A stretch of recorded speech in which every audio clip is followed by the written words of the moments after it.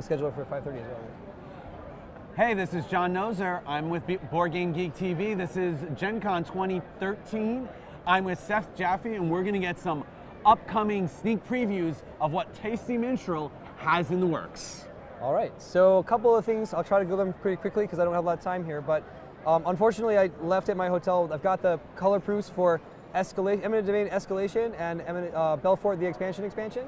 Those are being manufactured right now. The expansion? Yes, that's what it's called. Okay, the just want to make sure. Expansion. Okay. And they're being manufactured right now, and we are well on our way to meeting all of our Kickstarter deadlines. We talked to Panda this weekend, and they're getting ready to send us the first off the print advanced copies to check out, and we should have no trouble meeting all of our promised deadlines on those. Sweet.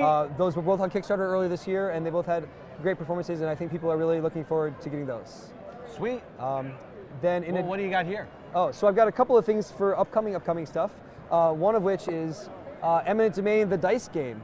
I don't have a specific schedule for this yet, Love but the graphics. this is a nice USPS priority mail small box. It's a dice game based on Eminent Domain. It has the same kind of feel as Eminent Domain. It's a little bit more portable and a little bit lighter, and hopefully a little bit quicker as well. And where you get a playmat, you have dice that have the roll icons on them. So you would roll your hand, and I assume that everyone watching this is a big fan of Eminent Domain already. Of course. So the way this game works is you roll your hand, everyone rolls their hand. So one difference between this and the card game is you can see what everyone else has in their hand. Are we on frame? Okay. Yep, we got it. So you can see what your opponents have.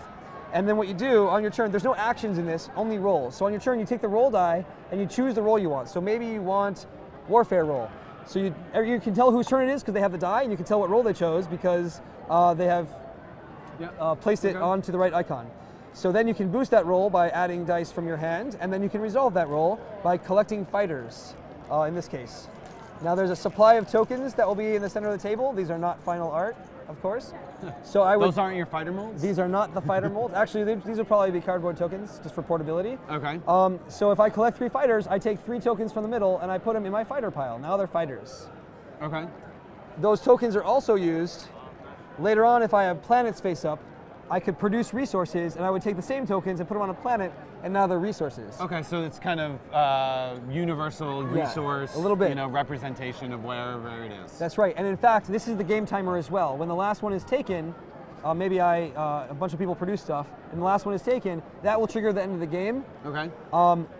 Even though some of those were taken as fighters and some were taken as resources. Okay, cool. Furthermore, if the game is close to ending and you attack a planet, this has a warfare cost of 4, for example, and if I attack it by spending 4 fighters, they go back to the supply, extending the game length a little bit. Okay, cool. And the planets are things that you would expect. They have, they're a little bit simpler. They either have a colonized cost or a warfare cost, or either, but it's usually more expensive if you have either. Yep. And they have a type, metallic, fertile, and advanced. And if you remember if anyone has played the print and play version or back in the day, these are my prototype images from the original prototype. And some of them are worth extra points, or they have the roll symbols like you would expect to see on a planet. Okay. So how many people can play this? This is for 2 to 4 players. And what's the time frame? I'm not sure if I've got a time on the clock. It's a little bit shorter than Eminent Domain. Probably about a half hour, 40 minutes, 45 minutes, depending on the number of players. Okay. And when can we expect, is this going to be kickstarted, or when can we expect to see this? I would not be surprised if it was kickstarted. We haven't got it a release date set for it, but we plan on it happening next year, in 2014. 2014? And it will very likely be on Kickstarter because Kickstarter is pretty awesome, and Tasty Minstrel Games has come a long way with Kickstarter. Okay. Eminent Domain was on Kickstarter, and Eminent Domain Expansion was on Kickstarter. Well, there so you go. it only stands to reason that the dice game should be on Kickstarter. So look for Eminent Domain, the dice game, 2014 from Tasty Minstrel Games. Okay. What else do we got here? The next thing that we have, I can clean up. You put away. Or you take out. I'll clean up. So some of this will sound a little bit familiar to some listeners. By about the end of the month, we plan to have our next Kickstarter project up. Cool. And it is for I'm trying something a little bit new. 2 different games by Michael Keller, the same designer. One of them, you can get one for a pretty good discount, or the other for a pretty good discount, or both for a very good discount, more than you might expect. One of them might be familiar, is called City Hall. We actually put this on Kickstarter recently but we had some internal missteps, and we decided to regroup and try again. So we're adding it. We're going to bring it back another way. It's the same game. Nothing's changed. I've played this, and it reminds me a lot of Goa. This is mostly final art, so I can kind of show you some of it. So Michael Keller is a designer out of New York, and he has made a game here that is it's kind of an economics Euro-style game where you're trying to run for mayor. So you're bringing in population, and you're trying to increase on the population track, and you're also trying to increase your approval rating. And you need to do both because you're going to multiply them together for your final score. Okay. And the main mechanic reminds me of Goa because you have these offices, health commissioner, deputy mayor, all these offices. On your turn, you pick one to auction off. Okay. And everyone else offers you influence. And once everyone's had one offer, you either take the best offer or you pay that much influence yourself to take the action yourself. Okay. Each one of these has an action associated with it, from getting money to changing money to influence to upping your approval rating to getting population to getting land. So all the things that you're trying to do will build up your population or your approval rating in some way. Okay. Cool.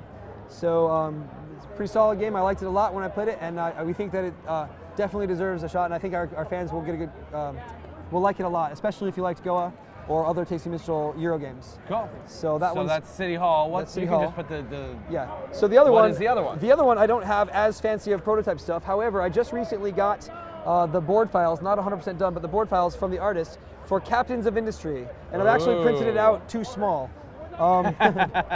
This is going to have a pretty big board. So this is wow, maybe this way. Yeah. So facing us. Is this the bottom of the board? Well, it's a circular board. It's a circular board, so there's not much of a bottom. So Captains of Industry is another economic game. Michael Keller is very big into economics, and this one is a little bit more unique. It's not like a lot of other games that I've played in that in this game, players make goods and set the prices for those goods and have to buy goods from each other to do stuff. Okay. So you're setting the economy yourself. Okay. So I don't have the other components to show, but they have facilities that make goods, and you can buy them, and then you can make them bigger to make more efficient. And in order to do so, you have to get resources. So you have to buy the resources that are in the markets that have been placed there by the opponents and priced by the opponents. Okay. And one of the key things is you have to buy the cheapest stuff. So if I make stone and I price it at 7, and then you make stone and price it at 5, anyone buying stone, even me, has to buy your stone, and you get a point for whenever someone buys your stone. Okay. If mine happens to be cheapest, I'm allowed to use my own, and it's free, but I don't get a point for it. Okay. So it's a lot of undercutting and a lot of serving markets that are unserved. And the things that you do with these are, again, making the facilities to make more resources, but also buying real estate, which will put certain demand into the game. And every once in a while, there's kind of a scoring round where the game has demand and will eat up the resources and get everybody points and money during the scoring round. So there are also some sort of technology benefits that you can get. You can do some research with the university resource that lets you get technologies. And I guess the only other thing I could probably say that's interesting is that the game timer is a bit dependent on the players. The more real estate you buy, the kind of faster the game clock goes. Oh, cool. So, well, and when should people expect these to be up on Kickstarter? we plan to launch the Kickstarter right around the end of this month. Okay. If not that, then the first week of next month is the plan. Okay, so late August, early September. Yes, and again, you can get either game for a decent discount, like 25 or 30% off.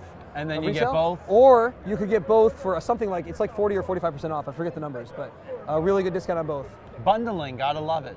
I think people who are into the Tasty Minstrel economic games will really dig both of these games. Cool. And so look for that, and if it's not your thing, then it's not your thing. But if you like it, I think you'll find you can basically get 2 for the price of 1. So that was City Hall and Captains of Industry. That's right. Also, Eminent Domain, the dice game. Thank you thank you very much for showing up what's coming up for Tasty Minstrel Games. Sure thing. Thanks a lot.